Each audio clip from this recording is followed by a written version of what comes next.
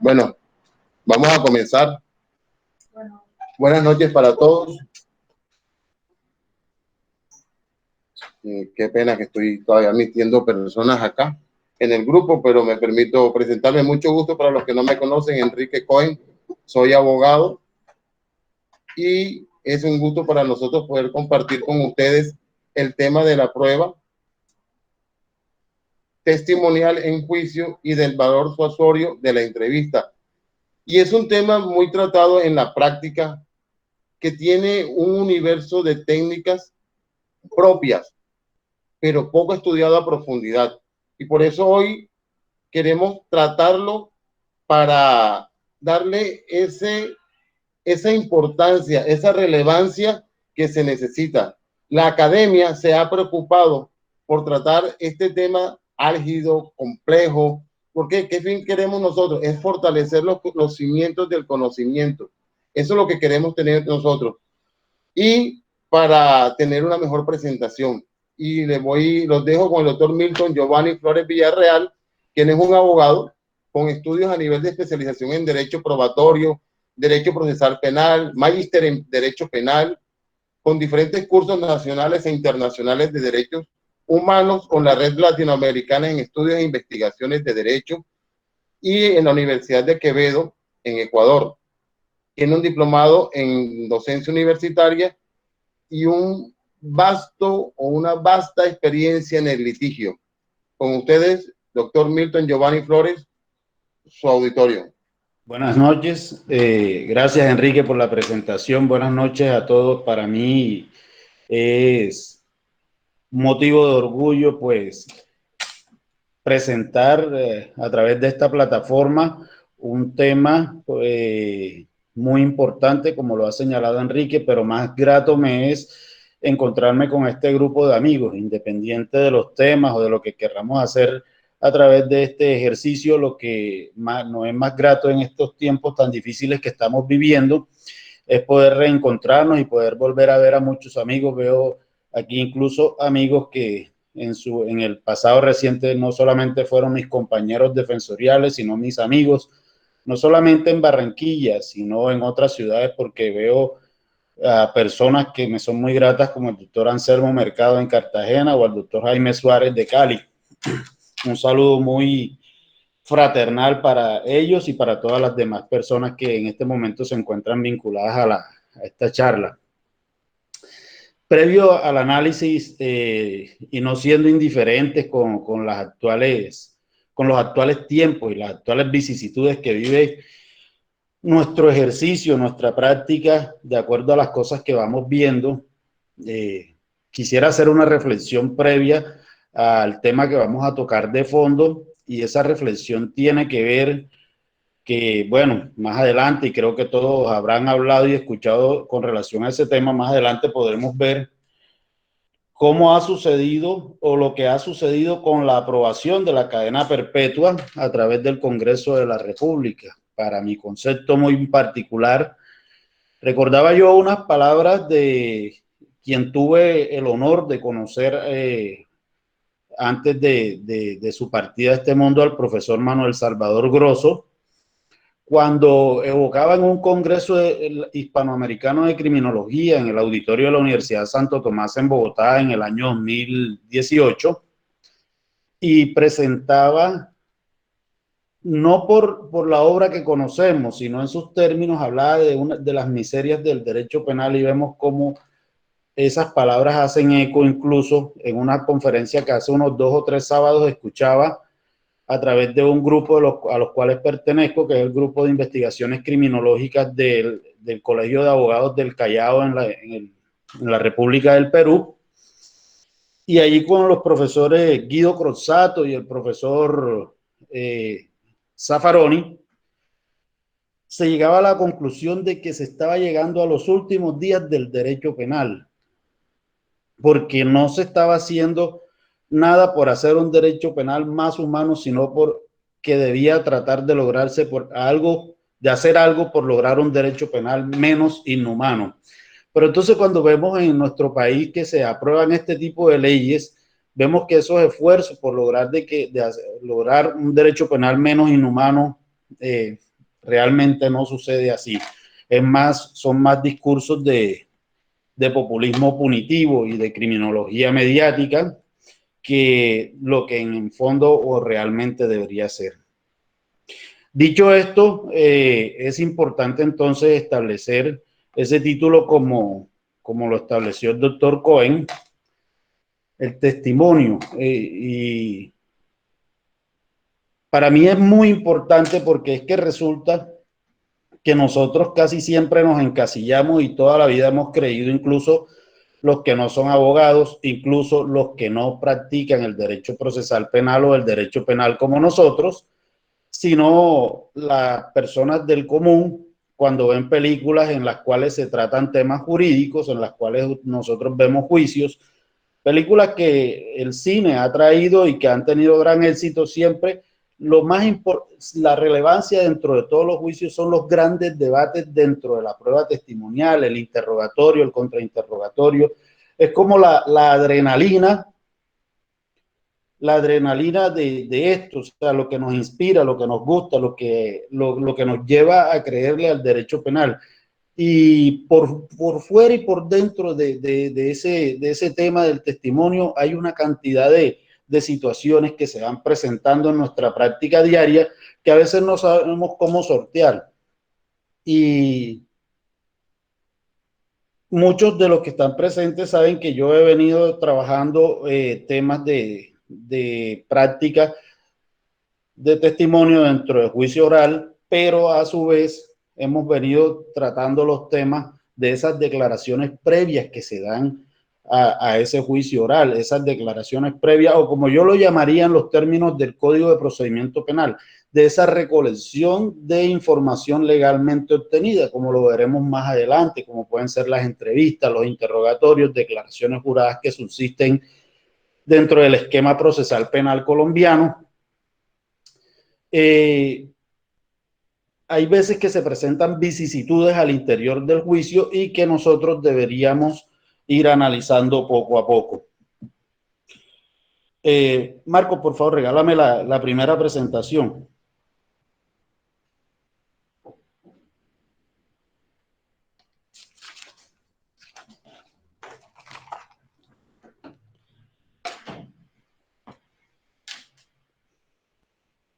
Vamos a la diapositiva número 2, por favor.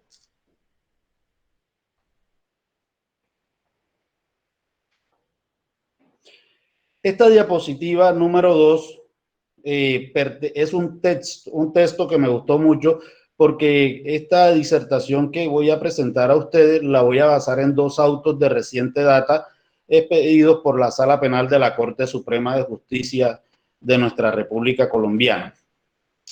En este auto SP 934 del año 2020, 20 de mayo de este 2020, radicado 52045 en ponencia de José Francisco Acuña Vizcaya, en uno de los apartes de esa decisión se señaló textualmente esto: a tal efecto de recordarse que en principio solo tienen la naturaleza de pruebas las practicadas en el juicio oral, en presencia del juez de conocimiento, con satisfacción de los principios de publicidad, contradicción y confrontación. Y así lo prevé el artículo 16 de la Ley 906 del 2004, a cuyo tenor únicamente se estimará como prueba la que haya sido producida o incorporada en forma pública, oral, concentrada y sujeta a confrontación y contradicción ante el juez de conocimiento. Es muy importante entonces partir de esa base, porque en principio, como bien lo dice ese extracto de esa decisión de la Corte Suprema de Justicia, podríamos pensar que solamente es prueba cuando nosotros en la audiencia preparatoria solicitamos un testimonio de una persona y haciendo el correspondiente juicio de pertinencia, de acuerdo a los artículos 375 y 376 del Código de Procedimiento Penal, el juez decreta la prueba.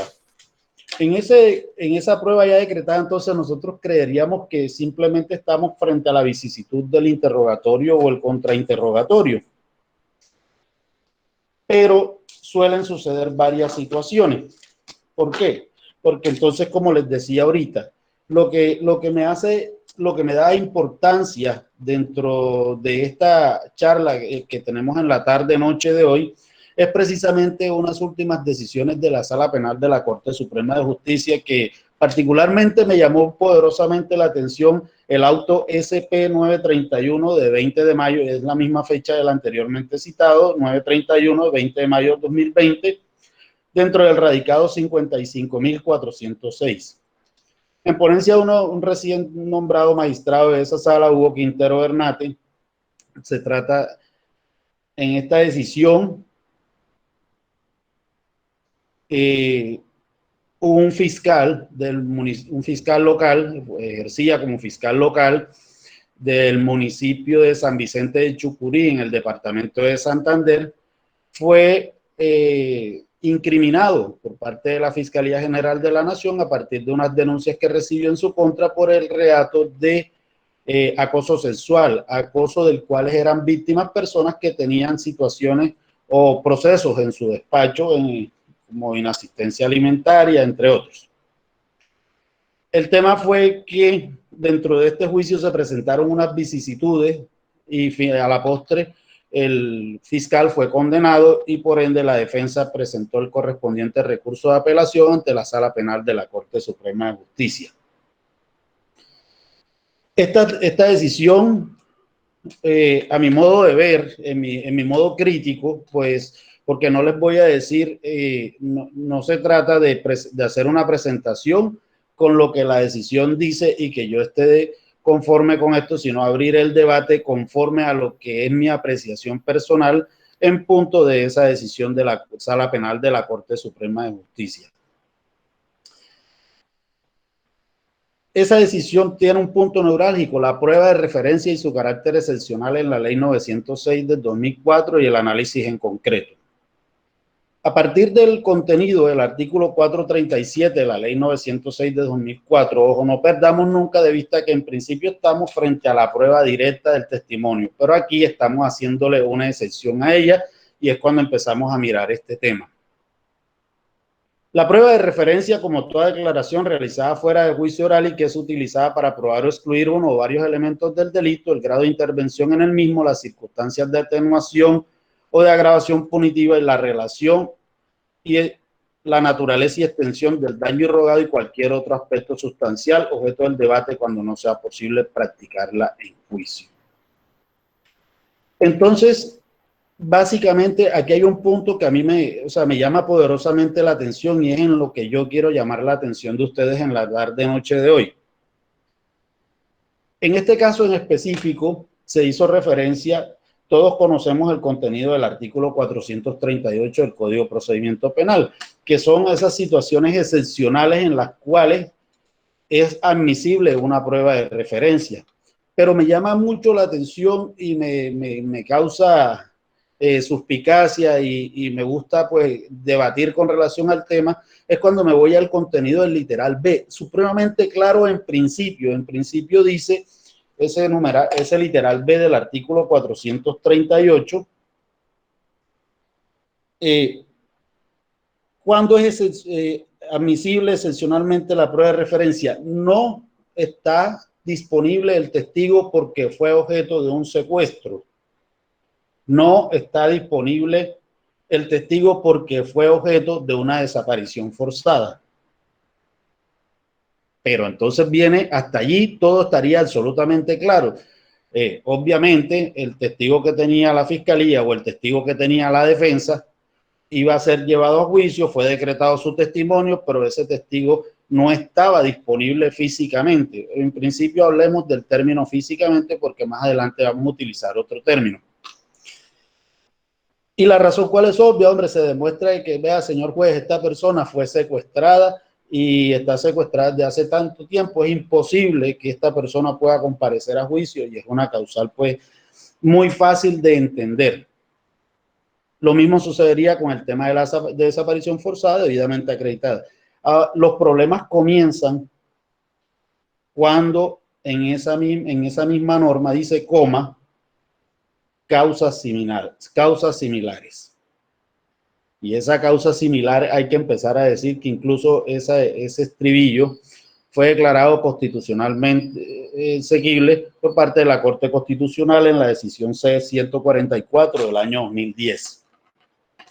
A partir de ahí, entonces, empieza la corcha de retazo, como lo va a hacer este auto, el cual está ocupando nuestra atención y lo ocupa porque realmente nos puede traer serios problemas en los litigios, pero quiero que estemos preparados a partir de este momento,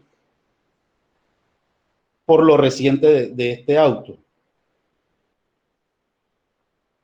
Ese causa similar, entonces la Corte ha dicho, por una desaparición voluntaria o por una imposibilidad de localización.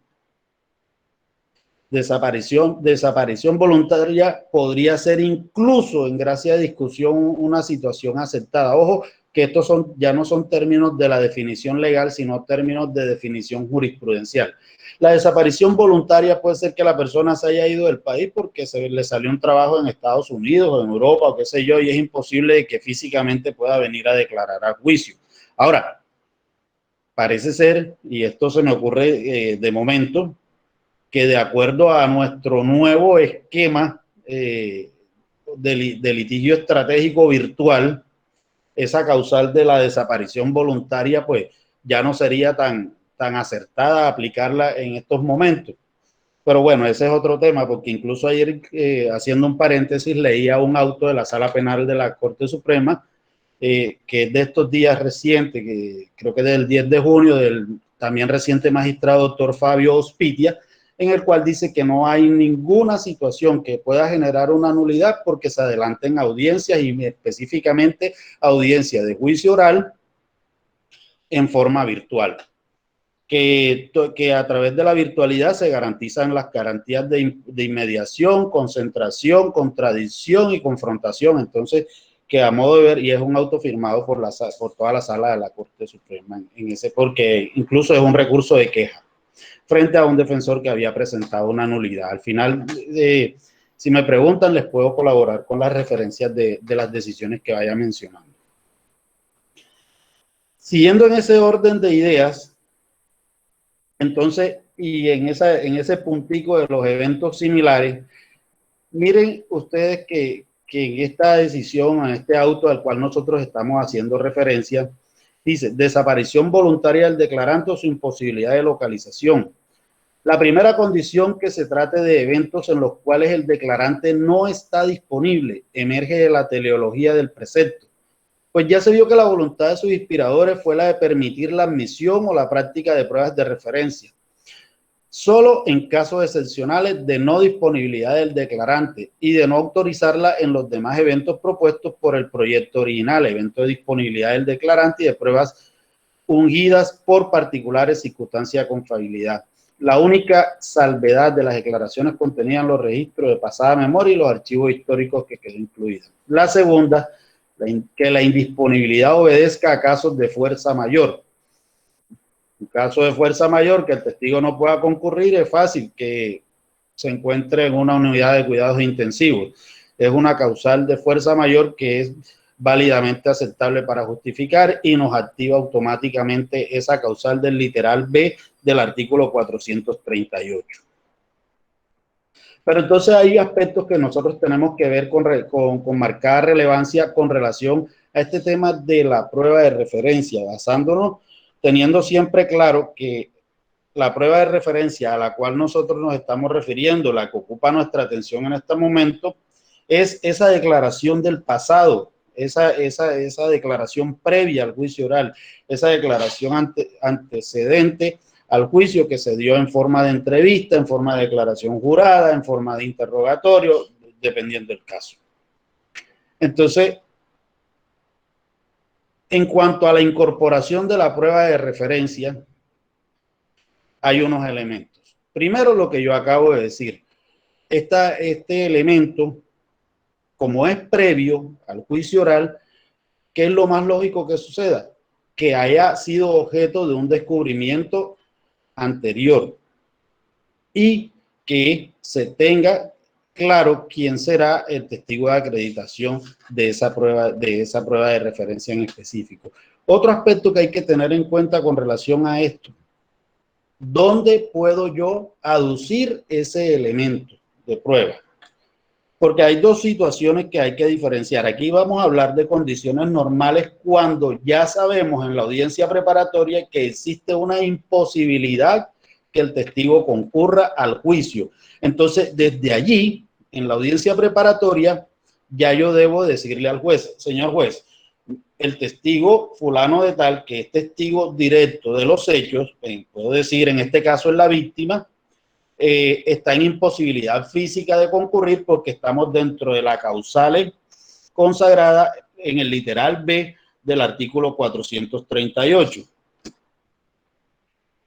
En ese orden de ideas, entonces yo desde allí ya le estoy justificando al juez en la audiencia preparatoria, tiene que ser allí, no después, que voy a aducir, estoy pidiendo que excepcionalmente se admita esto como prueba de referencia. Entonces, allí es donde debe quedar incorporada y a través, porque ojo, hay que diferenciar medio de prueba y tema de prueba. Entonces, yo aquí lo que tengo que decirle al juez es que esta prueba de referencia reemplazará, por decirlo, válganme el término, por favor, les pido, no me vayan a sancionar por exagerados tecnicismos, pero desde allí yo le tengo que explicar al juez, señor juez, yo tengo esta entrevista que le recibí al señor fulano de tal y a su vez en esta entrevista fueron, por parte del testigo, fueron entregados estos otros documentos y entonces como no tengo el testigo disponible, tengo a la persona que recibió la entrevista a fulano de tal, que es el investigador tal o el policía judicial tal, dependiendo del caso en el que nos encontremos, y esta persona entonces será quien acredite la evidencia que estoy tratando de introducir como prueba excepcionalmente admisible como referencia de acuerdo a las líneas del 438. Como lo dije al principio, en ese mismo contexto argumentativo, debo explicarle al juez si la persona fue objeto de un secuestro, si fue objeto de desaparición forzada o, como dice la norma, causas similares, pero entonces ya en el causas similares no es cualquier causa similar y más adelante ya vamos a entrar en ese punto, porque realmente es que me preocupa, de verdad me preocupa ese término causas similares. Les decía ahorita. Entonces, ¿qué sucede? Ya aducida la prueba en legal forma, entonces esa prueba ya puede entrar o a ser aducida o incorporada, mejor dicho. El término adecuado podría ser incorporada en la audiencia de juicio oral y público como debería ser, como ingresan el resto de las pruebas, dependiendo del medio de prueba a través del cual yo la vaya a utilizar.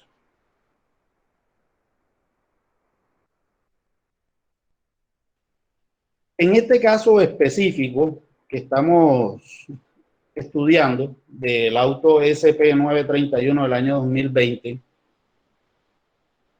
la testigo principal de la fiscalía, quien había presentado la denuncia contra el fiscal, quien en 3 oportunidades en una rindió una entrevista ante funcionarios del Cuerpo Técnico de Investigaciones, en 2 oportunidades más adelante en diferentes contextos temporales rindió declaraciones juradas ante funcionarios del Cuerpo Técnico de Investigaciones y el fiscal pues que asumía el conocimiento del caso. Esta testigo en un sinnúmero de oportunidades, no me voy a dedicar a narrar cada una de las oportunidades, fue convocada al juicio oral, a la audiencia, al juicio oral y público, ante el Tribunal Superior del Distrito.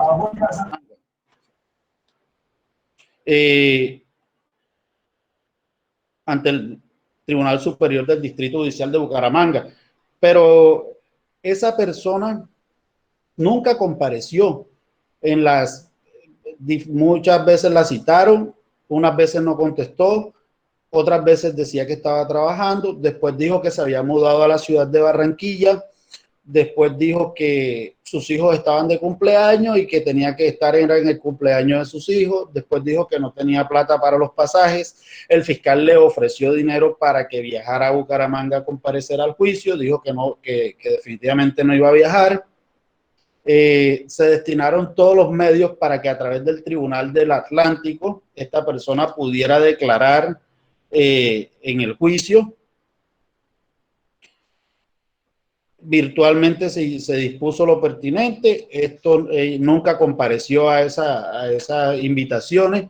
Luego se supo que estuvo en Bucaramanga, se libró una orden de conducción en su contra, la cual nunca se pudo materializar, etcétera, etcétera, etcétera. La persona jamás se presentó al juicio. Resulta, para sorpresa mía, y creo que lo será para ustedes si no han tenido la oportunidad de conocer este auto, que la Corte empieza con una falacia argumentativa a justificar y a encasillar la no disponibilidad de este testigo, señalando textualmente: por demás se encuentra razonable explicación en la desconfianza y temor surgidos en quien fue su víctima de la conducta ilícita cometida por un servidor de la Fiscalía General de la Nación. Esto es, por un miembro de la misma institución que pretendía presentarla como testigo en el juicio oral.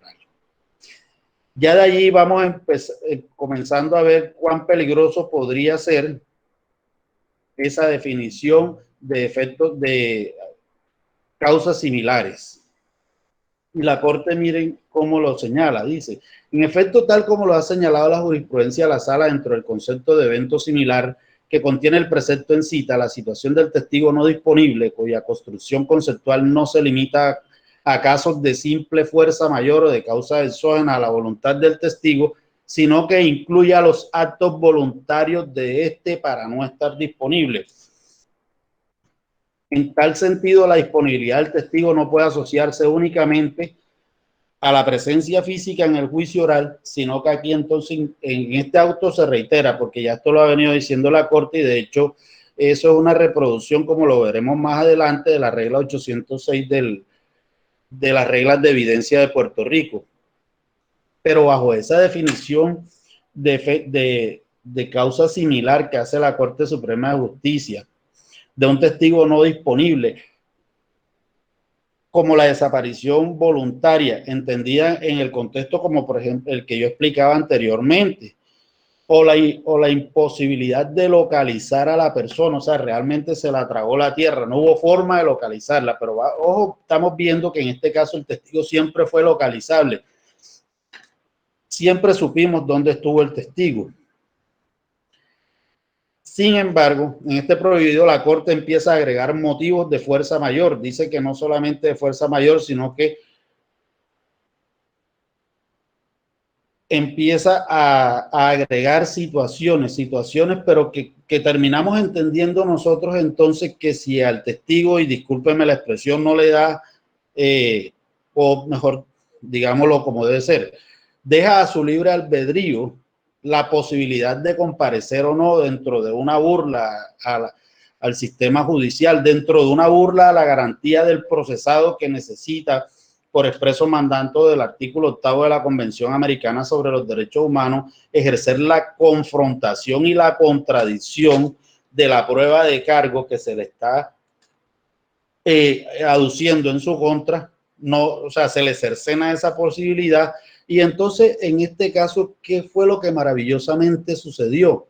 El fiscal, ya abocado, desgastado frente a ingentes esfuerzos por lograr la comparecencia del testigo, se le ocurre la brillante idea de decirle al juez, al tribunal: y bueno, señor juez, admítame como prueba de referencia excepcionalmente admisible, ya que el testigo aquí no estuvo disponible para el juicio, apelando al contenido de la causa similar del literal B del artículo 438, la denuncia, la entrevista y las dos declaraciones juradas que esta persona rindió ante los policías judiciales. Entonces, en ese orden de ideas, solicito usted ordene los testimonios de estas personas para que a través de ellos se puedan aducir esos elementos de prueba y puedan ser valorados por su señoría.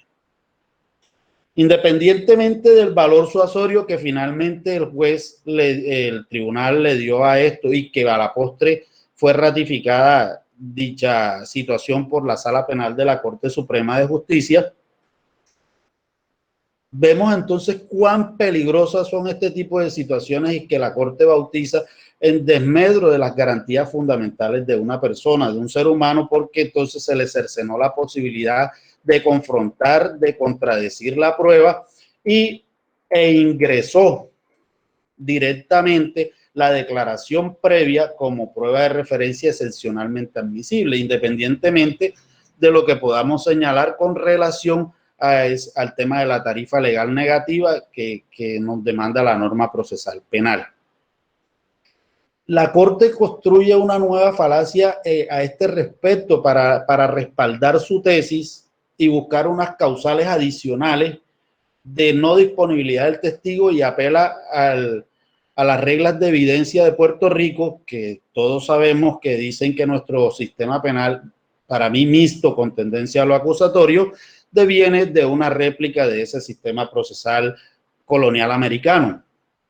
Y entonces apela a la regla 806 y define no disponible como testigo, incluye situaciones en que la persona declarante, 2, insiste en no testificar en relación con el asunto u objeto de su declaración a pesar de una orden del tribunal para que lo haga. Esto, para mi concepto, no hace referencia a la imposibilidad física del testigo en juicio. Esto hace parte de la imposibilidad subjetiva del testigo en el juicio. ¿Cómo así? Puede esta regla de la imposibilidad de declarar del testigo no solamente se tiene en cuenta cuando el testigo no ha comparecido físicamente, sino cuando compareciendo físicamente este testigo es renuente a declarar dentro del juicio o no declara dentro del juicio. Ustedes se preguntarán, pero si es que el juez tiene el poder suasorio, de acuerdo al Código de Procedimiento Penal, puede aplicar reglas o normas para... El juez puede hacer todo menos obligar al testigo a que declare, y más aún si el testigo, como en la mayoría de los casos, podría ser la víctima. Esto no es un invento de la jurisprudencia, no es un invento del procedimiento penal colombiano. Vemos que es que viene copiado, no sé si mal o bien copiado, de las reglas de evidencia de Puerto Rico. Pero yo sí quiero llamar la atención en la falacia que construye la Corte, porque esa regla de evidencia no termina ahí. Tal vez es una de las reglas más largas de ese catálogo de evidencias. El integral de la regla 806, que es un capítulo muy completo sobre la prueba de referencia, se señala textualmente lo siguiente: no se entenderá que una persona declarante está no disponible como testigo si ello ha sido motivado por la gestión o conducta de quien propone la declaración con el propósito de evitar que la persona declare, comparezca. En este caso, ningún motivo hubiera invitado a inferir que alguien hubiera actuado para que el testigo no compareciera, como arriba lo dijo la Corte y como yo se los expresé. La Corte empezó a construir una falacia cuando empieza a señalar, es que la testigo, como su victimario es un fiscal y es la fiscalía la que acusa, entonces yo entiendo por qué ella no quiere concurrir. Falso. Porque ¿a dónde presentó la denuncia? ¿O ante quién presentó la denuncia? O mejor, ¿a dónde fue a parar su denuncia? 1. ¿Cuántas declaraciones previas al juicio rindió esta persona en contra de su victimario? 4 declaraciones, que lo entendemos a partir de la solicitud de aducción probatoria que hace el fiscal en esta audiencia. Entonces vemos cómo no es cierto ese argumento y cómo se puede llegar a tergiversar el tema. A mi criterio, muy humilde en este punto, yo pensaría que ese término en situaciones similares o en causas similares o de efectos similares, tendríamos que apelar a la teleología de las palabras, a qué puede significar, porque es que hay dos circunstancias que son muy específicas: un secuestro y una desaparición forzada. Y una circunstancia similar a esas dos, ¿cuál podría ser? Que la persona haya muerto, pero esa es una causal autónoma de las que están consagradas en las excepcionalidades del artículo 438. Por otro lado, eso es una expresión tan ambigua que fíjense ustedes cómo vamos viendo y se presta a múltiples interpretaciones que no tienen significado, sino más que todo en caprichos arbitrarios. Finalmente, pues, no, les decía que no iba a entrar en ese punto, pero finalmente la Corte termina condenando con esas pruebas y con esas pruebas hace un análisis de otras que se presentaron, hace un análisis en contexto de las demás y termina ratificando la condena en contra de este funcionario judicial por el reato que veníamos señalando. Es un mal mensaje de la Sala Penal de la Corte Suprema de Justicia, pero aparte de lo que les he dicho, para mí tampoco es tan motivo de preocupación el tema de la decisión, porque como me dice alguien, me corre un fresquito cuando en la parte final, abajo de la resolución de esta decisión, encontramos que de la sala, de los 9 magistrados que hacen parte de esa sala, la votación fue 6-3. Hubieron 3 salvamentos de voto que fueron del doctor José Francisco Acuña Vizcaya, del doctor Eugenio Fernández y del doctor Eider Patiño. Si no me equivoco, esos fueron los 3 salvamentos. No, perdón, Luis Antonio Hernández Barbosa, Francisco Acuña y Eugenio Fernández. Esto es un punto que a mí me pareció muy importante y que tenemos que tener en cuenta. Normalmente conocemos o escuchamos hablar de la prueba de referencia, pero fíjense que este tema se torna delicado, es un tema complejo, es un tema que a veces nosotros no sabemos manejar. Es un tema que deberíamos darle mayor practicidad porque no solamente es importante, nosotros como defensores siempre estamos pensando a partir del concepto de la fiscalía, deberíamos empezar a pensar a partir de cómo poder construirlo a partir de la defensa, porque esto puede funcionar para ambos extremos. En ninguna parte de la ley, en ninguna parte de la jurisprudencia esto es excluyente. Sabemos todos que esto es un tema que se maneja bajo un principio que para mi concepto no debería llamarse igualdad de armas, porque como aquí veo que la mayoría del auditorio son nuestros hermanos defensoriales, voy a evocar las palabras de un gran amigo nuestro, el doctor Moisés de la Cruz, cuando una vez en una barra académica señaló que no podía existir una igualdad de armas cuando la fiscalía tenía una artillería conformada por 25.000 efectivos contra un defensor público y a duras penas un investigador de campo. Pero tal vez no tengamos igualdad de armas, pero sí podemos tener igualdad de criterios, sí podemos tener igualdad de opiniones, igualdad de situaciones que nosotros teniendo el conocimiento podemos salir avante. Y hablando de conocimiento, porque como decía Enrique en la presentación, nosotros hablamos de testimonios, hablamos de la prueba de referencia. Fíjense ustedes que hablamos de prueba de referencia, pero ¿qué es la prueba de referencia? Ya hoy por lo menos tenemos un poquito más claro algunas cosas. Ahora, no estoy subestimando el conocimiento de nadie, pero a veces por no hablar este tipo de temas, siempre hablamos de lo mismo, hablamos de la audiencia preliminar, hablamos de la imputación, de la legalización. Está muy de moda hoy los hechos jurídicamente relevantes, las imputaciones y las acusaciones, las libertades por vencimiento de términos, pero como son las audiencias que menos se ven, muy pocas veces nos dedicamos a explorar contenidos como esto. Esto es un problema jurídico que se presentó allí y que me llamó mucho la atención, además que es una situación reciente, porque ese, como decía ahorita, ese es un mensaje tan malo. Y yo voy a apelar a un caso de mi práctica profesional, de mi práctica particular, en donde yo estoy en juicio oral que está suspendido hace exactamente un año, desde el 18 de junio del año 2019, ese juicio oral está suspendido y se reprograma, como es un proceso bastante complejo, se reprograma de a 2 fechas por mes, es decir, hubieron 2 fechas en julio, 2 en agosto, 2 en septiembre, 2 en octubre, 2 en noviembre, 2 en diciembre, 2 en febrero, 2 en marzo, 2 en abril, 2 en mayo, 2 en junio y vamos para julio, y los testigos la fiscalía no los ha llevado.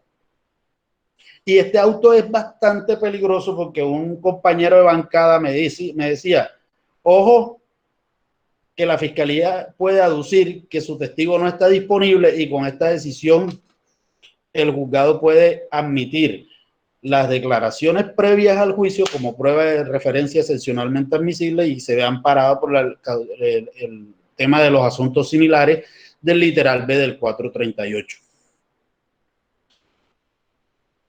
Esa pelea habrá que darla, esa pelea está por verse, porque como les decía ahorita, en primer lugar es un auto de segunda instancia.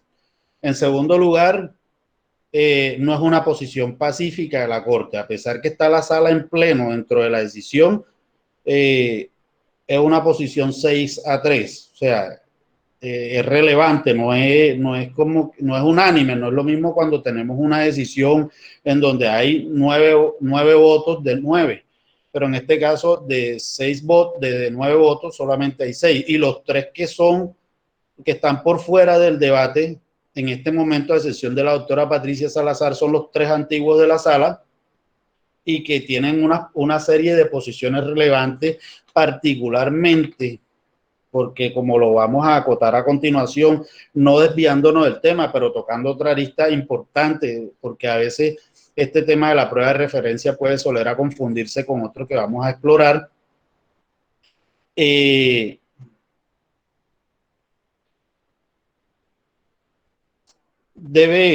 Tenemos que establecerlo muy bien.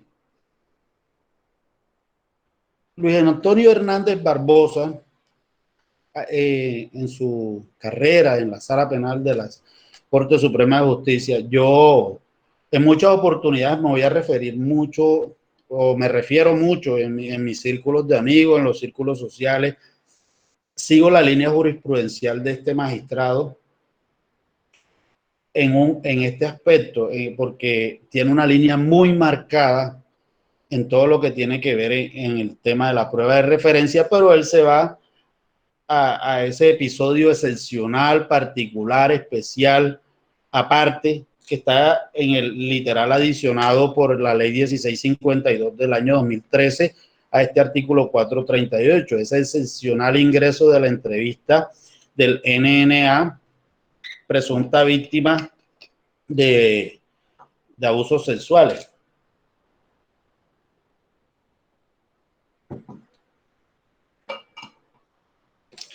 Y precisamente,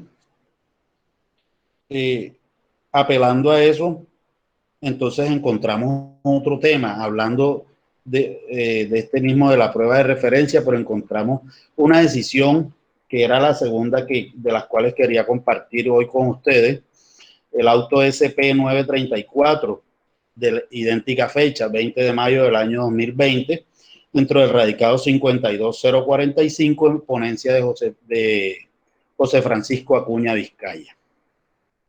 Este es un fallo bastante interesante porque nos trae una píldora adicional, una píldora que bueno, tengo que ser sincero con ustedes, a pesar que lo había escuchado, para mí era como, o sea, lo tenía entendido de otra manera. Y ya vamos a empezar a hablar de ese tema. Estamos hablando, yo más adelante les voy a explicar por qué me aparto del calificativo que le pone la Corte y yo le pongo un propio calificativo, pero es lo que conocemos como el testigo adjunto. ¿Y qué es eso del testigo adjunto? A mí me gusta, o sea, los que me conocen, los que han tenido la oportunidad de tratar conmigo, ya sea laboralmente o en el tema académico, a mí me gusta lidiar mucho con el tema en casos en donde hay personas comprometidas con acusaciones por delitos sexuales en donde la víctima es un menor de edad. Obviamente o sea, quiero aclarar que no estoy identificado con los comportamientos de los criminales que utilizan este tipo de situaciones para abusar de los menores, pero también quiero decir que soy un defensor a ultranza de los cientos de personas que diariamente se condenan, se ponen presos sin condena por causa de estos reatos, por la parafernálica probatoria que se construye desde el momento mismo en que a alguien se le ocurre decir, esta persona me tocó. Por eso yo sigo mucho esa línea jurisprudencial de Luis Antonio Hernández Barbosa, quien a mi modo de analizar, algunos que conocen saben que he construido un estudio de una línea jurisprudencial con relación a las decisiones de este magistrado puntualmente. Pero bueno, dentro de esta decisión de José Francisco Acuña Vizcaya, aquí, bueno, fíjense, aquí es diferente. Aquí la Corte vota totalmente, un magistrado antiguo, y hace una clara explicación de una cantidad de situaciones que nosotros no conocíamos. Y entonces me voy a permitir citar textualmente, por ejemplo, dice: por último, la acusación puede optar idealmente como mecanismo excepcional, según quedó visto, para minimizar el riesgo de revictimización secundaria, por comunicar la narración del menor ofendido a través de la práctica de su testimonio en el juicio oral. Y si en la vista pública sucede que aquel se retracta de los señalamientos incriminatorios que previamente pudo elevar contra la persona investigada, se activa la posibilidad de incorporar sus manifestaciones previas como testimonio adjunto. Entonces, ¿qué es el testimonio adjunto? En el caso de los menores, en el caso del menor víctima, en el caso del NNA víctima, de acuerdo a los lineamientos que estableció la ley 1652 del año 2013, cuando modificó algunos artículos del Código de Procedimiento Penal, entre ellos adicionó el 206A de este estatuto adjetivo, que bueno, este menor se le va a realizar una entrevista dentro de estos parámetros. Y confeccionó una parafernalia probatoria para realizar esa entrevista a este menor. Resulta, y eso creo que todos los que hemos tenido la posibilidad de estar en audiencias preparatorias dentro de estos casos, vemos como casi siempre la fiscalía quiere llevar al juicio la entrevista con el entrevistador especializado, pero también quiere llevar al juicio a la víctima. Y precisamente eso no fue lo que la ley dijo. La ley dijo, no vamos a llevar al menor al juicio. Precisamente vamos a crear una categoría excepcional de admitir esta prueba de referencia para que el menor no vaya a juicio a carearse con el testigo, que ya porque su crecimiento se le haya olvidado, y una serie de circunstancias jurisprudenciales que ustedes deberán conocer. Pero resulta que incluso hay una norma que, para mi interpretación, hay una norma que lo prohíbe expresamente. Dice, excepcionalmente se podrá entrevistar por segunda vez. O sea, si excepcionalmente se podrá entrevistar por segunda vez, jamás podrá ser llevado al juicio oral y público a que afronte un interrogatorio y un contrainterrogatorio. Nos guste o no nos guste, así funciona el sistema. Pero resulta que entonces el testigo se insiste y es aducida la prueba y decretada y se lleva al menor a juicio. Resulta que el menor en juicio le pueden suceder varias situaciones. Decir lo que yo dije no es cierto. Yo lo dije porque la verdad le tenía rabia, o porque no me gustó esto, o porque me caía mal, etcétera, etcétera. O puede decir, hombre, la verdad es que él no me accedió, él lo que hacía era, él me dio un beso o él me tocó, o sea, o se retracta o cambia su testimonio. Cuando ello sucede, allí en ese escenario, estamos en el escenario del juicio oral y estamos frente a esa situación, entonces yo tengo una declaración previa de este menor, de esta persona, de esta víctima. Tengo una declaración previa de ella. Digo, su señoría, voy a introducir al juicio el testimonio adjunto del menor. Voy a incorporar al juicio el testimonio adjunto del menor. Entonces, ¿cómo se incorpora ese testimonio adjunto? En primer lugar, debemos tener claro que estemos frente a la situación de lo que allí está sucediendo. Es decir, que el menor se retracte o cambie el testimonio. En segundo lugar, entonces hay que sacar la declaración previa. En tercer lugar, esa declaración previa, igualito como lo hacemos, porque es que a veces se nos olvida que el único medio de prueba que existe al interior del sistema, de los sistemas penales, no es la prueba testimonial. Y voy a hacer un paréntesis en eso, porque siempre estamos encasillados en la prueba testimonial. Muchas veces no sabemos que existe otro medio de prueba que se llama la prueba documental. Y entonces en esta prueba adjunta, este testimonio adjunto, se parece un poco a la incorporación de la prueba documental en juicio. Porque para que pueda surtir efectos, para que el juez pueda valorarla dentro del juicio, para que el juez pueda decir si le parece o no le parece, yo tengo que tomar esa prueba y leerla. Es decir, leer su contenido, la parte interesada puede incorporar testigos.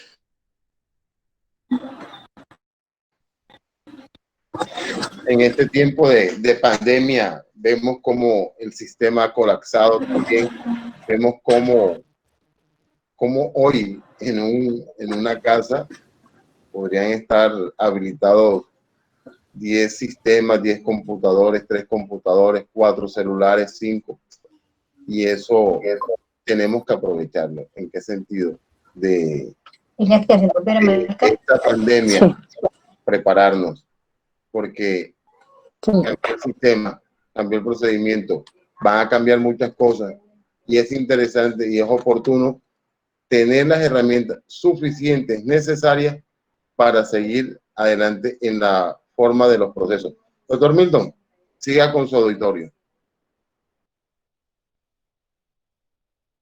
Enrique, disculpa, antes de seguir, porque no me había dado cuenta si me ubicas hasta dónde llegamos.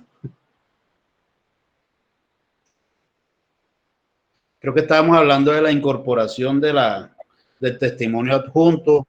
Estabas hablando perdón, Milton, estabas tratando de las diferencias de incorporar las pruebas documentales en el juicio, que tenía cierto parecido, pero era algo totalmente distinto. Sí, gracias. Efectivamente, o sea, quise hacer referencia a la incorporación de la prueba documental en juicio, pero como a modo de paréntesis, porque lo único que podríamos decir que se parece en el testimonio adjunto y la incorporación de la prueba documental es la lecturalidad que hay que hacer del elemento de convicción. Entonces, cuando hablamos de lecturalidad, se nos viene a la mente que aquí hay un puntico importante. Lectura, estamos hablando entonces, este testimonio se retrató, estamos hablando de una declaración previa.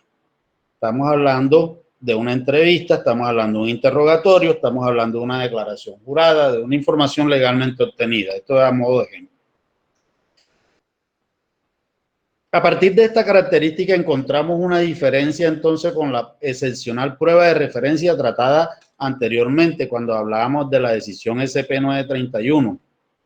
Porque en aquel caso entra la prueba previa como autónoma solo con testigo de acreditación bajo el excusado del testigo no disponible. Aquí la diferencia es que el testigo sí está disponible, el testigo está en juicio y además de estar en juicio, también el testigo está declarando. Porque recordemos que atrás, en la excepcionalmente admisible prueba de referencia, el testigo puede estar no disponible físicamente. Puede estar disponible físicamente, pero no disponible subjetivamente. En este caso, sucede el efecto contrario. El testigo está físicamente y está declarando. Lo que es que la declaración desdice de lo que previamente se hizo.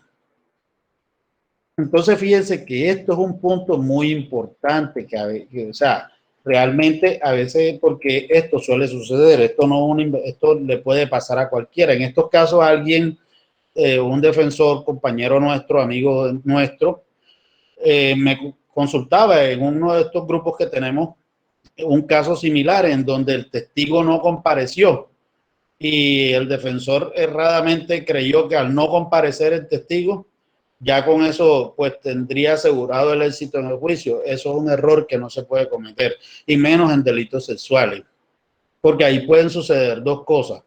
Y esta decisión que estamos tocando, la 934 del año 2020, es importante para ser utilizada como línea de litigio estratégico. Se la recomiendo a todos los que tengan casos relacionados con esto. En este caso, la Corte casó la sentencia y absolvió a la persona de los cargos por los cuales estaba siendo procesado. Estos casos son importantes. ¿Qué sucede? La entrevista ingresa excepcionalmente. Entonces vemos en la práctica jurídica que el fiscal llega a la audiencia preparatoria y le dice al juez: tengo la entrevista, tengo al psicólogo que es experto, especializado, magíster, doctorado, etcétera, etcétera, en psicología forense, que finalmente vamos a ver que eso es irrelevante. Tengo la denuncia, tengo lo que dice medicina legal que no fue accedida, pero que tampoco se descarta, que no la tocaron, pero que tampoco se descarta, lo que siempre dicen. Y a veces le agregamos un plus adicional. No suele suceder en todos los casos, pero a veces, y solicito la declaración de la psicóloga fulana de tal, quien hizo una valoración. Entonces es peligroso el hecho de que no vaya la víctima al juicio. Recordemos que la ley 1652 del año 2013 automáticamente nos mete dentro del juicio la entrevista. ¿Y con quién? Con el testigo de acreditación. Error que se cometió en este caso por parte de la fiscalía. ¿Qué pasó aquí? La testigo dice que las cosas no son como las dijo en la denuncia, que el señor no la tocó, que ella estaba molesta porque ella lo sorprendió besándose con otra señora que no era la esposa de él, que en este caso era la mamá, y que eso le molestó y por eso dijo lo que dijo. La fiscalía guardó silencio frente a la declaración previa, cuando aquí pudo haberla explotado, pero por no conocer la regla del testimonio adjunto, ¿qué hizo? Tenía el as bajo la manga que suele tener, y es el testimonio de acreditación o el testigo de acreditación a través del cual se pretende introducir la entrevista. Yo siempre en los delitos sexuales he estado en desacuerdo con eso.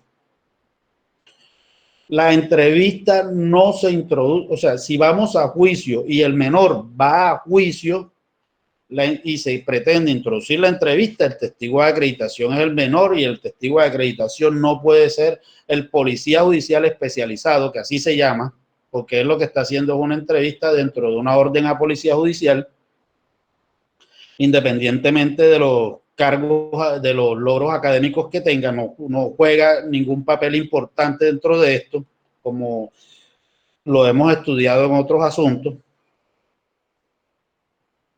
Entonces, hay que estar muy vigilantes de esa situación. En este caso sucedió esto: la fiscalía se quedó callada con la entrevista y con los testigos de acreditación incorporó a través de la psicóloga tal, a través de la policía judicial tal y a través del otro. ¿Qué le dijo la Corte? Le dijo: lo que usted hizo ni es prueba de referencia ni es testimonio adjunto.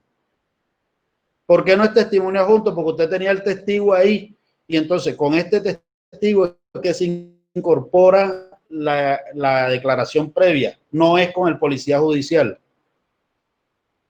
Y con el policía judicial no es prueba de referencia excepcionalmente admisible, porque el testigo sí estaba disponible, y es excepcionalmente admisible cuando el testigo no está disponible. El testigo estuvo disponible y declaró en juicio.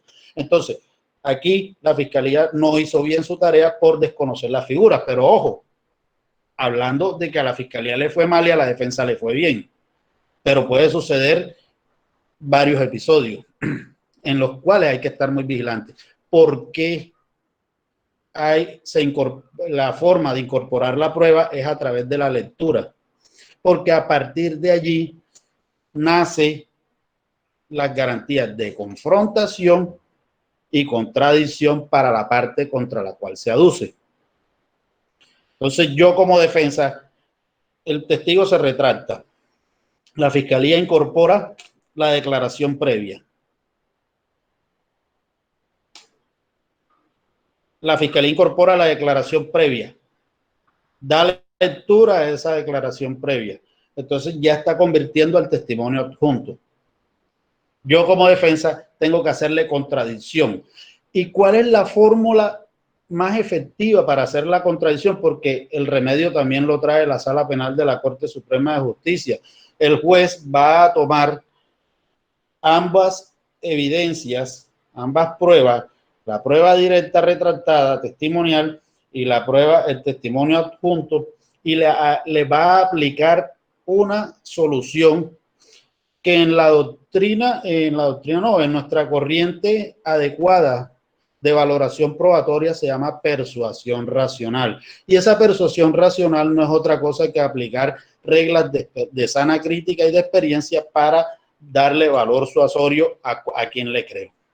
Entonces, fíjense, la argumentación de la defensa debe ir encaminada. Su señoría, en la primera oportunidad, claro, o sea, ya eso dependerá de cada caso en concreto, pero es la forma como se incorpora, se practica, se confronta y a su vez puede ser valorada por el juez.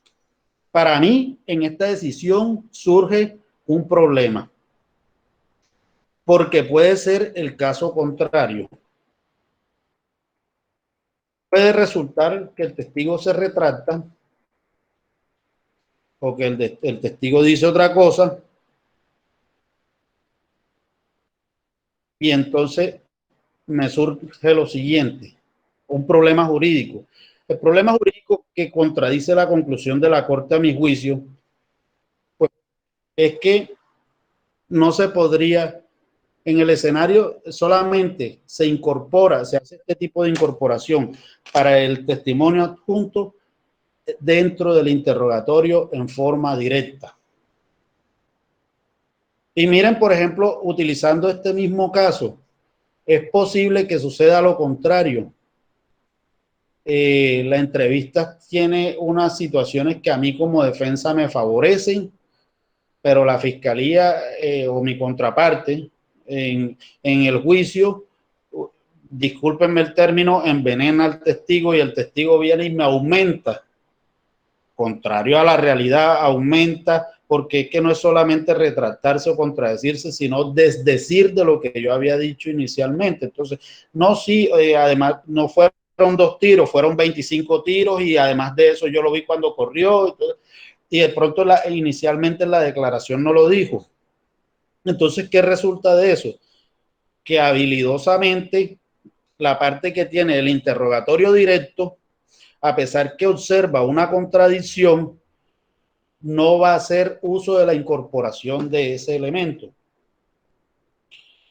Y dice la Corte que si no lo usa el interrogatorio directo, así queda, porque lo otro sería sorprender dentro de la regla de mejor evidencia a la contraparte. Para mí no es ello cierto, porque sucede lo siguiente.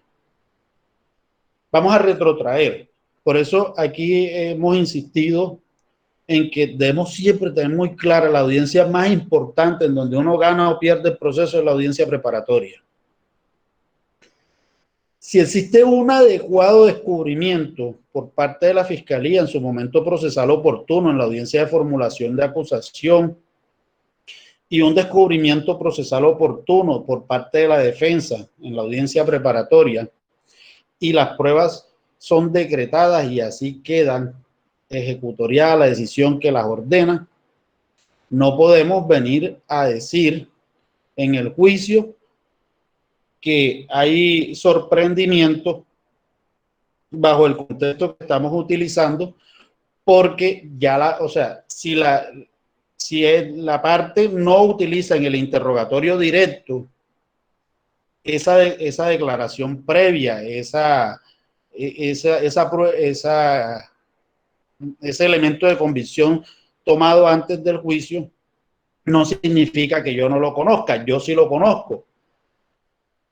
Y no estoy vulnerando la confrontación ni la contradicción, porque precisamente lo que está agregando el testigo, si lo ponemos en las reglas de la lógica, vamos a encontrar que lo que agrega el testigo es para reforzar una teoría del caso que desdice lo que previamente había dicho. Entonces, en ese orden de ideas, bien, yo sí podría utilizarlo dentro de mi contrainterrogatorio, decirle a la parte y preguntarle con relación a ese documento, y señor juez, en este momento voy a incorporar como testimonio adjunto la declaración previa que dijo este señor, porque esta persona inicialmente le dijo a la policía judicial esto, y ahora viene aquí y está diciendo otra cosa en contra de las garantías fundamentales de la persona que yo estoy asistiendo. Entonces, en ese orden de ideas, es una crítica que le hago a ese punto, pero que me gusta mucho. Recapitulando o concluyendo, hemos visto dos situaciones muy importantes. Testimonio adjunto, causa similar dentro del literal B, artículo 438, en la prueba de referencia excepcionalmente admisible con testigo no disponible.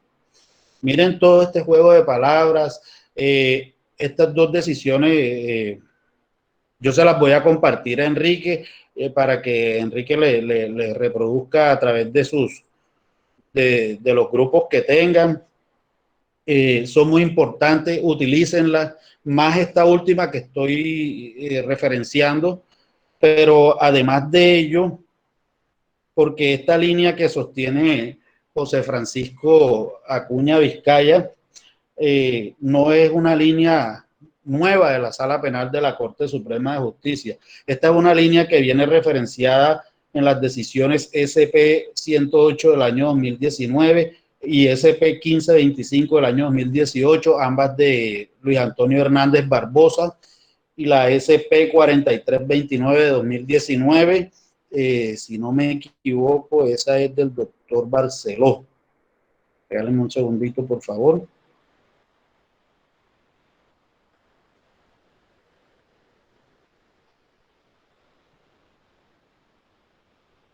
Eider Patiño, perdón. Eider Patiño, porque estaba revisando una del doctor Barceló a propósito de esto.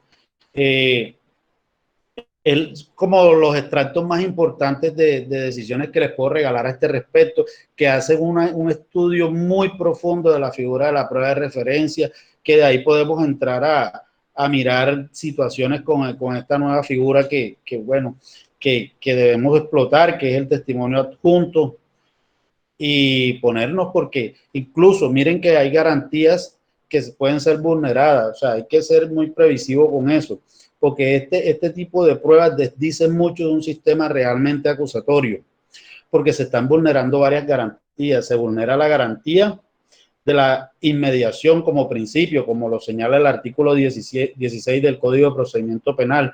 Se vulnera la garantía de contradicción, se vulnera la garantía de confrontación, pero lo más importante, como pruebas testimoniales y como novedad dentro del estatuto adjetivo actual de la ley 906 del 2004, tenemos que cada episodio probatorio o cada medio probatorio tiene una forma de valoración distinta, y en el punto específico de la prueba testimonial, el artículo 404 del Código de Procedimiento Penal trae algo que el juez no va a poder hacer en una prueba de referencia excepcionalmente admisible. ¿Y cuál es? Medir o ver la capacidad de rememoración del testigo, percibir si le convence la forma como este testigo está narrando las circunstancias de tiempo, modo y lugar en las que según él ha visto cómo sucedieron los hechos. Entonces esto se pierde desde la óptica de la exención que le está haciendo la ley, y ayudado por la jurisprudencia de la Sala Penal. Entonces vamos a ser muy vigilantes con esto, y creo que con estos dos autos son supremamente importantes, y más las referencias que les he dado, para que nos podamos ayudar y trabajar este tipo de línea de litigio estratégico. Muchas gracias por su tiempo. Gracias, doctor Milton. Su exposición fue excelente. Como dijo una vez un amigo, no esperaba menos de usted, doctor. Muy agradecido. Vamos a hacer una dinámica y es mantener los micrófonos apagados, las cámaras apagadas y hacer preguntas. El doctor Milton solo las resuelve, y los que quieran hacer un comentario pueden tener, solamente les damos 2 minutos para que hagan un breve comentario. Entonces las preguntas las pueden hacer por el chat. Doctor Milton las ve, las resuelve enseguida, y el que quiera hacer un comentario levanta la mano y con mucho gusto le damos 2 minutos para que haga su breve su aporte. Ahí hay una pregunta, creo que vi ahorita, doctor Milton. La hace la doctora Sandra Milena Ocampo.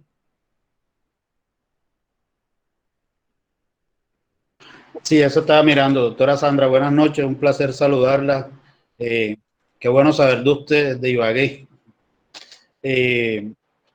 Creo que la pregunta es, ¿cuál es la diferencia entre impugnación? ¿Qué diferencia habría entre testimonio adjunto y una impugnación de credibilidad con la entrevista? Excelente pregunta. Esa pregunta me la hice yo esta tarde. Porque, o sea, me llama poderosamente la atención.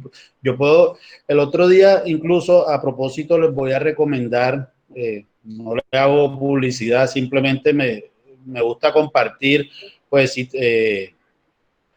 exposiciones académicas que a mi juicio son brillantes, y hubo una muy brillante de todo este ciclo de conferencias que hemos visto en todas las plataformas, de un fiscal delegado ante la Corte Suprema de Justicia, el doctor Jaime Alonso Setién Cantillo, y el doctor Setién, que es un estudioso, incluso acaba de publicar una obra al respecto de lo que es la prueba de refutación, la prueba sobreviniente, y hablaba de la impugnación de credibilidad del testigo, porque eso también es importante.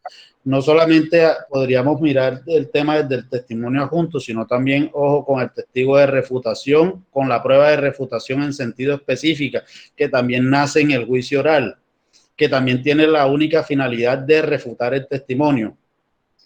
Pero una cosa es decirle al testigo mentiroso, una cosa es decirle al testigo, su señoría, este testigo está mintiendo porque voy a impugnar la credibilidad del mismo a partir de lo que ya ha dicho anteriormente en esto.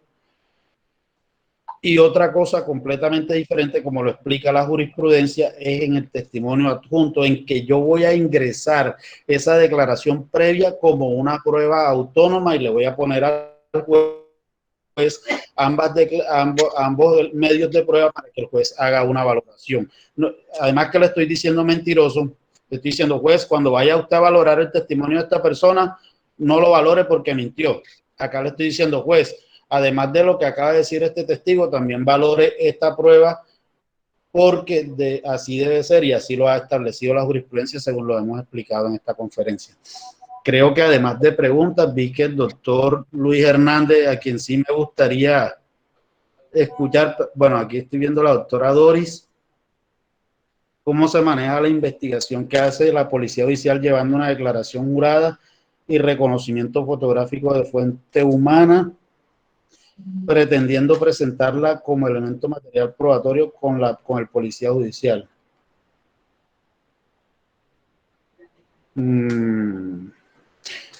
Yo tengo claro, y creo que por aquí está el doctor Palomino, con quien hemos hecho grandes debates al respecto, que los reconocimientos fotográficos se hacen con la persona del reconocente, no con el policía judicial, porque es que el policía judicial no está reconociendo a nadie.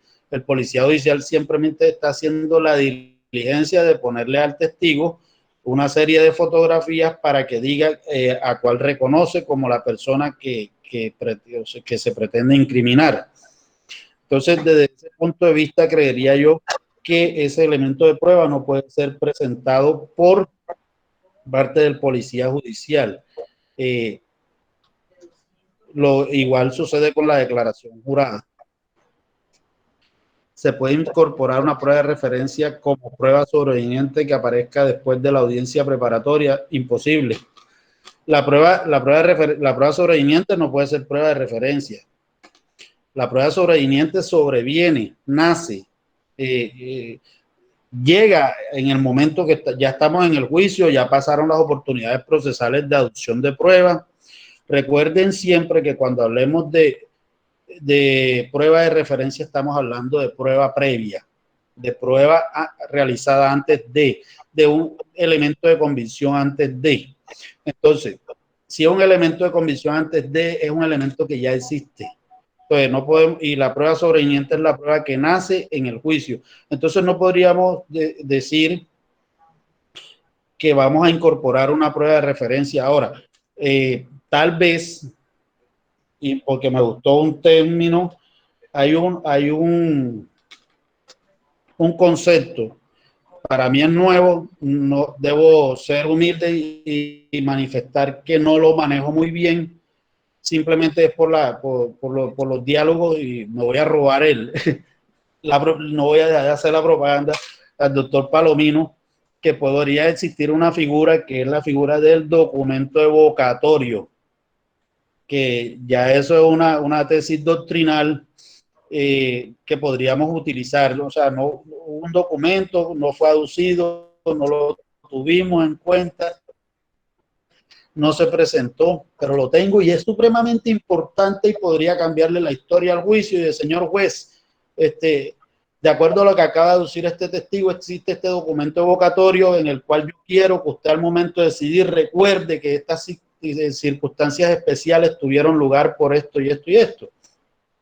Se me ocurre que de pronto podríamos llegar a solucionarlo de esa forma, pero no nunca, o sea, en mi concepto no podríamos pensar en prueba de referencia como prueba sobreviniente.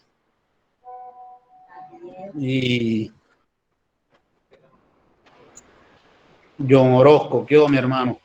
En lo que se refiere a la prueba de referencia, un testigo que se encuentre en otro país, no ha fallecido, no ha sido secuestrado, no ha muerto, de acuerdo a su concepto, ¿qué se puede hacer en este caso? Lo dije al principio, en condiciones, hay dos situaciones.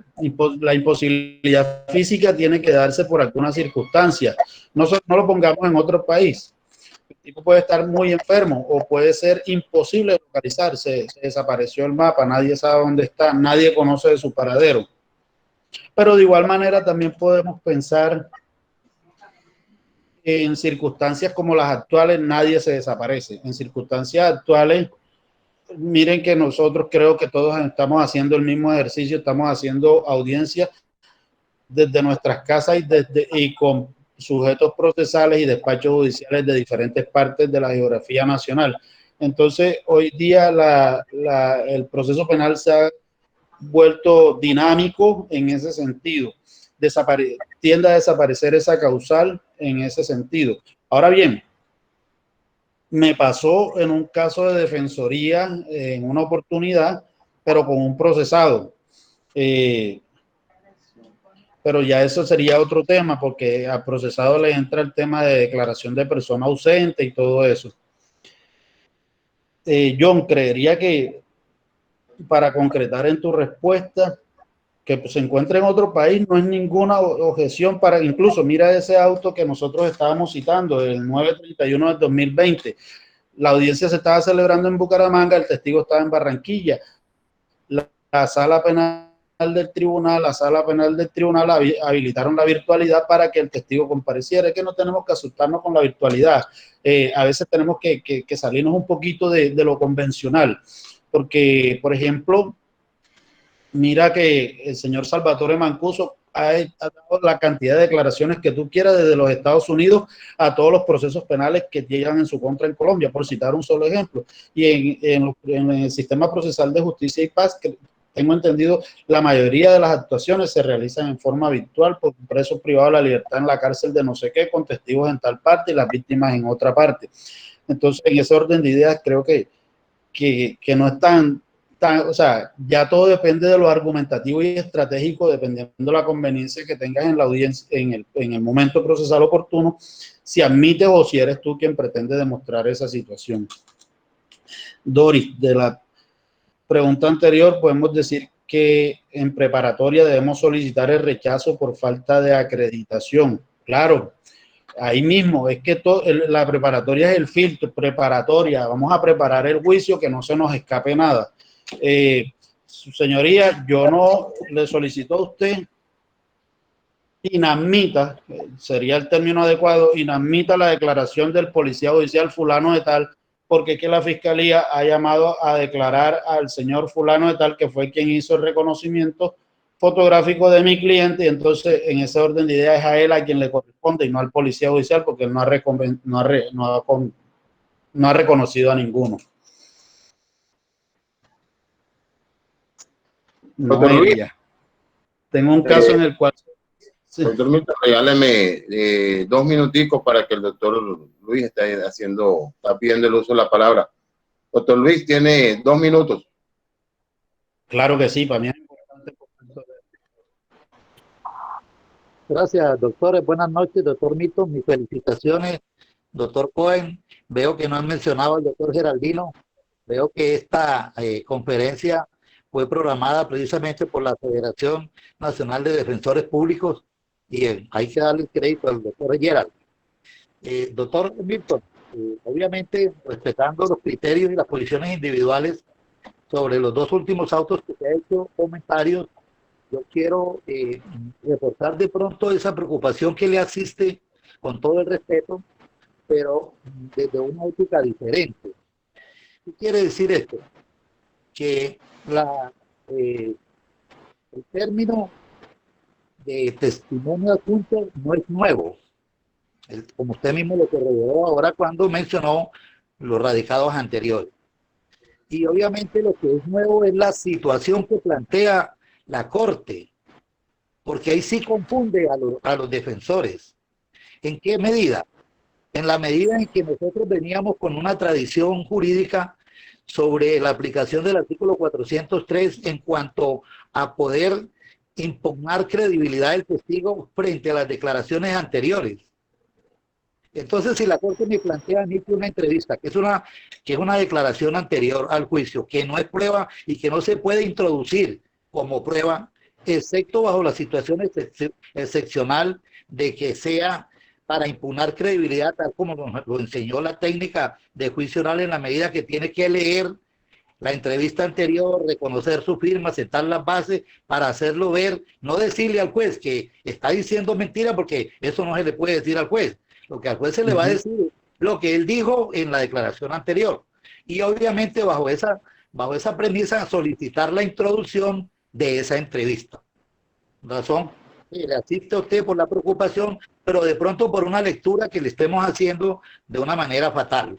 Pero bajo mi criterio, considero que cuando habla de testimonio adjunto está como alardeando de mucho adjetivismo y dándole calificación diferente. Otra cosita que quiero decirle, doctor, muy respetuosamente. El testimonio de la víctima, y sobre todo cuando es menor, es muy diferente a la entrevista que realiza frente a partir del 2013 de la ley 1562, que fue declarada, y para esto sí, con todo el respeto de los colegas, les voy a pedir el favor que se lean minuciosamente la sentencia C177 del 2014, del doctor Nilson Pinilla, porque ahí se ocupa de manera pormenorizada de qué es una entrevista con esa excepcionalidad de ser admitida como prueba de referencia, ya que la ley lo establece. Primero, como elemento material probatorio, y segundo, como una prueba de referencia admisible para evitar la victimización secundaria de la víctima, pero que no la excluye en la manera que sea estrictamente necesaria. Lo que quiere decir, por lo menos lo que plantea el auto, que el doctor manejó muy bien, es que ¿cómo hago yo como defensor para hacer el control de ese testimonio adjunto cuando yo no tengo la posibilidad? ¿O cómo hago para plantear ese control en la audiencia preparatoria cuando lo están pidiendo y me lo descubrieron? O es como entrevista, no me lo están pidiendo como testimonio. Como testimonio doctor me lo Luis, van a pedir 30 aquí. segundos, doctor. Gracias, doctor. Como testimonio lo van a pedir aquí. Le agradezco mucho, doctor, muy amable. Era para eso, simplemente, y felicitaciones nuevamente. Gracias. Gracias, doctor. Y sea oportuno darle el saludo al doctor Geraldino León Maldonado. En efecto, la academia es un grupo de compañeros o de colegas que nos hemos reunido preocupados con estos temas que, como se los mencioné anteriormente, de actualidad, pero pocos tocados, pocos trabajados en el sistema.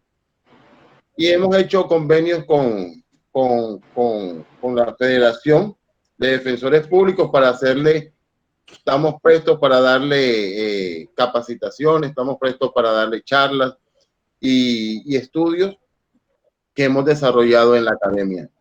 Pero esto es algo totalmente particular, simplemente es un grupo de colegas preocupados por el derecho penal. Doctor Milton, siga absorbiendo las preguntas que su auditorio le hace. Gracias. Antes de continuar con la pregunta de la doctora Noelia, que creo que fue donde quedamos, un abrazo a dos personas en especial. O sea, como lo dije al principio, todos son mis amigos, considero que ustedes son mi familia y me hace sentir muy bien tenerlos a todos acá. Pero en primer lugar, pues, como lo dijo el doctor Hernández, no tuve tiempo entré de lleno a los temas que teníamos, de extender un abrazo no solamente a mi amigo y socio, al doctor Geraldino León, una de las personas que hace posible este tipo de situaciones o que nos motiva a que nosotros hagamos este tipo de situaciones, y también al doctor Luis Hernández, con quien es muy placentero y hemos tenido no una, ni dos, ni tres, sino muchas tertulias muy ricas con relación a estos temas de entrevistas y de audiencias preparatorias y juicios en temas de delitos sexuales. Muy valioso sus aportes, es cierto lo que él ha dicho. La decisión 177 del doctor Nilson Pinilla, el año 2014, fue la que declaró exequible la ley 1652 del año 2013, que adicionó y modificó 3 artículos en el Código de Procedimiento Penal. Pero bueno, la doctora Noelia dice: tengo un caso en el cual solicité en preparatoria el testimonio conjunto de un testigo de fiscalía que me favorecía como defensa. Me fue negado por el juez. Tal vez el testigo no estará disponible porque no quiere comparecer. ¿Qué podría hacer para que valorara su dicho? Tendría solo la opción del testimonio de la persona que recepcionó su entrevista. Doctora, ahí tienes dos situaciones. Uno, cuando a veces hay que ser previsivo, a veces el análisis que tenemos del caso, y es muy bueno ese punto. Yo suelo solicitar testimonios en común con la fiscalía, porque a veces puede haber un testigo que me sirva. Y el contrainterrogatorio, puede suceder dos situaciones. Uno, el contrainterrogatorio no me baste para yo poder agotar el objeto de prueba o el tema de prueba que yo llevo con este. Pero lo segundo y no menos importante, doctora, es que cuando la diferencia en carga argumentativa es la finalidad. La fiscalía, yo lo pondría en unos términos muy sencillos. En el artículo 375, cuando se habla de la pertinencia de una prueba, cuando una prueba es pertinente, y dice que es porque directamente está relacionada con los hechos o indirectamente, pero por ahí hay una partecita que dice que es para ser más probable o menos probable. Entonces, normalmente usted como defensa siempre señale que la finalidad suya es contraria a la de la fiscalía y que dentro de esa finalidad es para hacer menos probable la teoría del caso. No tiene que ser mayormente argumentativo, porque no se trata de contaminar al juez con el contenido de lo que usted quiere que declare. Uno. Segundo, el otro punto que usted toca, válido, el juez le negó la prueba, ahora la prueba solamente la tiene la fiscalía y tal vez como no le conviene, no lleve el testigo a juicio. Tiene una declaración previa de ese testigo. Hay que mirar si esa declaración previa fue debidamente incorporada al momento, si usted la incorporó la fiscalía, porque ahí también tiene otro problema. no podríamos hablar de testimonio adjunto porque no tenemos un testigo disponible, tenemos un testigo no disponible. Tendríamos que mirar si el juez puede admitirla como prueba excepcionalmente de referencia, atendiendo a la carga argumentativa, que usted sí puede hacerla en el juicio oral bajo los parámetros del literal B del artículo 438. Alguien, Elsa Conde. Buenas noches. ¿Se entendería que quedan relevadas las partes de demostrar y acreditar que buscaron y trataron de ubicar al juicio, o con la simple manifestación de no estar disponibles se encuadra? Nunca. Recuerde que todo lo que digamos tiene que ser probado. Lo que no se pruebe no existe. O sea, usted puede hacer la mejor argumentación de su solicitud, pero normalmente lo hemos visto, a todos nos ha pasado en todas las audiencias preliminares o de conocimiento, o de no revise todas las decisiones de la corte. Siempre dicen, nosotros vamos a casar, pero no porque el defensor lo haya pedido así, sino por esto. O sea, nunca, siempre se dice que no tenemos la razón o no presentamos la prueba que acreditara, o que la que presentamos no acreditó la situación. Entonces no baste solo con simples argumentaciones, buenas o malas, sino con tener elementos de prueba. El testigo está secuestrado. Aquí tengo la denuncia que se presentó en la fiscalía desde hace 3 años y que hay una certificación del grupo desaparecido de la fiscalía que me dice que esta persona aún está desaparecida o no ha sido liberada, por poner ejemplos en ese sentido. El testigo está en UCI, aquí está la historia clínica y una certificación de la clínica que en este momento está en la UCI. El testigo se fue de Colombia, aquí están los registros migratorios en donde dice que salió de Colombia y nunca más ha regresado. Cosas así por el estilo. Mi amigo el doctor Habun dice que si el testigo muere se da por válido. Habun, esa es una causal de excepción de prueba de referencia autónoma. Creo que es la primera, si no me equivoco, en el 438. Así es. Anselmo Mercado, bueno, Anselmo no pregunta. Muchas gracias, Anselmo, mi hermano. Enrique, Misael, ¿se podría tener como testimonio adjunto la manifestación de otra persona para que verifique lo que no creo? El testimonio adjunto es confrontado en la declaración previa del mismo testigo. Sandra Patricia Hernández, las diapositivas, recomiendo las sentencias. Rosales. Ok. Orlando, ¿puedes permitirme el uso de la palabra para Orlando Portillo? Noelia. Ulises Ladrón. Ulises, buenas noches, amigo. Cuando se solicita testigo común en preparatoria, la defensa siquiera debe argumentar un mínimo. Claro, totalmente de acuerdo, así es.